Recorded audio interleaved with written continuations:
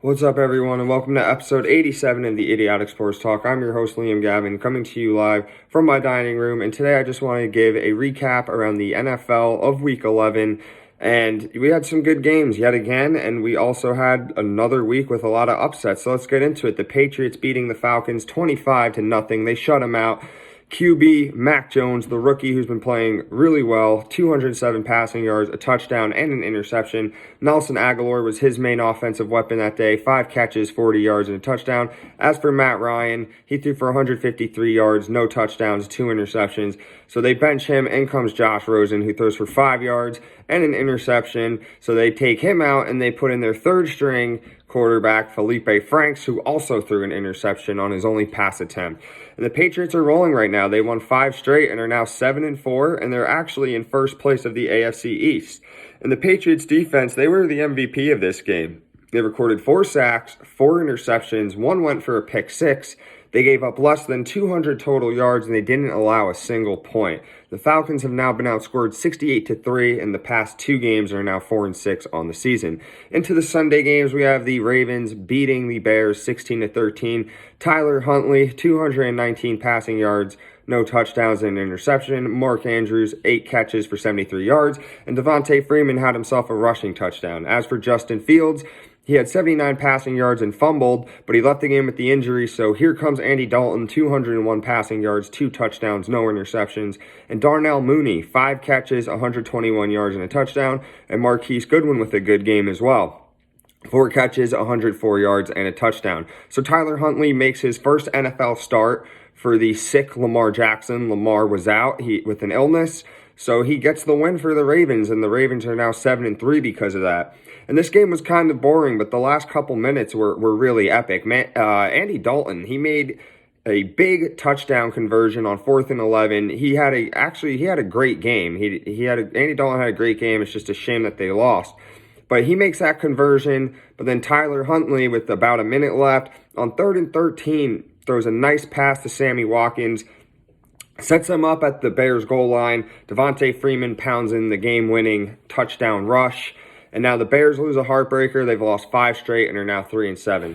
Next is the Vikings beating the Packers 34-31. Kirk Cousins, 341 passing yards, 3 touchdowns, no interceptions. As for Dalvin Cook, 86 rushing yards and a touchdown. And Justin Jefferson, 8 catches, 169 yards and 2 touchdowns. And Adam Thielen with a great game too, 8 catches, 82 yards and a touchdown. So for Packers quarterback Aaron Rodgers, 385 yards passing, 4 touchdowns, no interceptions, stellar game by him. As for Devontae Adams, 7 catches, 115 yards, and 2 touchdowns. And Marquez Valdez-Scantling, 4 catches, 123 yards, and a touchdown. So the Vikings win another thriller, like how all of their games have been this year, and they're now 5-5. Halfway through the third quarter, the Vikings had a 23-10 lead, but the Packers scored twice to jump ahead, 24-23. And then Kirk Cousins hits a nice deep pass to Justin Jefferson for a touchdown, and then Cook rushes in the 2-point conversion. So now the Vikings regain the lead 31-24. On the next play, the Packers tie it with a 75-yard bomb to Marquez Valdez-Scantling, but the Packers left too much time on the clock for Kirk Cousins. Usually teams leave too much time on the clock for Aaron Rodgers, but the Packers messed up, and they left too much on the time for Kirk Cousins. And Cousins, what does he do? He leads them downfield, and Greg Joseph, the kicker, kicks the game-winning field goal as time expires. The Packers are now 8-3 with that loss. Next is the Colts really putting it to the Bills, 41-15. Carson Wentz, 106 yards passing, a touchdown, no interceptions. Jonathan Taylor, look at this stat line, 185 rushing yards. 4 touchdowns that were rushing. Then he had 1 receiving touchdown. As for Josh Allen for the Bills, 209 passing yards, 2 touchdowns, 2 interceptions. And Stephon Diggs, 4 catches, 23 yards for 2 touchdowns. And the Colts continue to play great football as they improve to 6-5 on the year. With Derrick Henry injured, Jonathan Taylor is easily the best running back in the NFL right now. He single-handedly smoked the Bills. He had 5 total touchdowns on the day. I had to face him in fantasy football, but luckily Justin Herbert and Justin Jefferson saved me because I would have lost. I was surprised that I won because he dropped like 56 points. He just balled out. And I was surprised to see the Bills' defense get get trashed this bad. I thought they could at least slow down Jonathan Taylor a little bit, but Jonathan Taylor's just built different. And with this loss, the Bills are now 6-4. Next is the Browns beating the Lions 13-10. Baker Mayfield, 176 yards, a touchdown pass, and 2 interceptions. As for Nick Chubb, he had 130 rushing yards along with a receiving touchdown, and Jarvis Landry had himself a rushing touchdown on the day. Tim Boyle, coming in for the injured Jared Goff, had 77 yards passing, no touchdowns, and 2 interceptions, and DeAndre Swift was his guy for that day, 136 rushing yards, and a touchdown as well. So the Browns get Nick Chubb back, and they win, and now they're 6-5. And I was saying the Browns are tough to beat when they have Nick Chubb in the lineup, and he proves me right. But another running back that had a great game was DeAndre Swift, but it's just a shame that, him and his team lost. And the Lions, they're still looking for their first win of the season. They are now 0 wins, 9 losses, and 1 tie. Next is the Washington football team beating the Panthers 27-21. Taylor Heineke, 206 passing yards, 3 touchdowns, no interceptions. Terry McLaurin, 5 catches for 103 and a touchdown. As for Cam Newton, 189 yards passing, 2 touchdowns, no interceptions, and a rushing touchdown. As for Christian McCaffrey, 59 rushing yards, and he also had 7 catches for 69 yards and a touchdown. The Washington football team gets a W to go 4-6 on the year. Ron Rivera, the coach of the football team, gets a win versus his former team, the Carolina Panthers. And despite the loss, Cam Newton looks comfortable and he looks really good playing back in that Carolina uniform. The Panthers are now 5-6 on the season. Next is the Texans getting the upset over the Titans, 22-13. Tyrod Taylor, 107 passing yards, no touchdowns, no interceptions, but he had 2 rushing touchdowns on the day. As for Ryan Tannehill, 232 passing yards, a touchdown, and 4 interceptions. So the Texans pull off a big upset over their divisional rival while they're on the road, and the Texans snap their 8-game losing streak to go 2-8 on the season, and the Titans have their 6-game winning streak come to an end as they are now 8-3 on the season. And Ryan Tannehill just had a terrible game, 4 interceptions against the Texans. I mean, the Texans defense did show up. It's either the Texans defense showed up because they're usually not that great, or Tannehill just had an awful game. And he hasn't been too solid this year. But, without Derrick Henry in the lineup, sometimes you're going to have those rough games. Next is the Niners beating the Jags 30-10. Jimmy Garoppolo, 176 passing yards, 2 touchdowns, no interceptions. Deebo Samuel, he usually gets it done receiving, but he got it done rushing today. 79, not today, I meant on Sunday. 79 rushing yards and a rushing touchdown as well. And George Kittle and Brandon Ayuk each had a touchdown catch. As for Trevor Lawrence, 158 yards passing, no touchdowns or interceptions. And James Robinson had a rushing touchdown on the day. So the Niners ran all over the Jaguars on Sunday and are now 5-5 on the season. The Niners defense made sure that Trevor Lawrence and their offense couldn't do a single thing, which they didn't do anything. So the Niners got their job done. And the Jaguars just continue their struggles as we'd expect. And now they're 2-8 on the season. Next is the Dolphins beating the Jets 24-17. Tua Tagovailoa, 273 passing yards, 2 touchdowns and an interception. As for the rookie Jalen Waddle, 8 catches, 65 yards, and a rushing touchdown. And Joe Flacco making his first start in a while, 291 yards passing, 2 touchdowns, no interceptions, and a fumble. And Elijah Moore, the rookie receiver, 8 catches, 141 yards, and a touchdown. So the Dolphins now win their 3rd straight game to go 4-7 on the season. And the Jets didn't play bad, but obviously not good enough to win. And Joe Flacco, he did all right in his first start in a while. It's been, I think, since 2019, so it's been about 2 years. And he played all right. But the Jets, sadly, they are 2-8 on the season. Next is the Eagles beating the Saints 40-29. Jalen Hurts, 147 passing yards, no touchdowns or interceptions, and he had 3 rushing touchdowns on the day.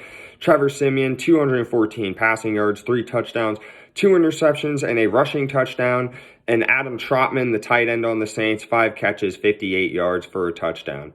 So the Eagles finally run the ball with Sanders. This was his first game back, and they get a win, and now they are 5-6 on the season. The Eagles had 242 yards rushing, And, I really wanted the Saints to win because I can't stand the Eagles, and of course they didn't get it done. But once Trevor Siemian threw that pick six to the Eagles, it was pretty much the beginning of the end. And now because of that loss, the Saints are 5-5 on the season.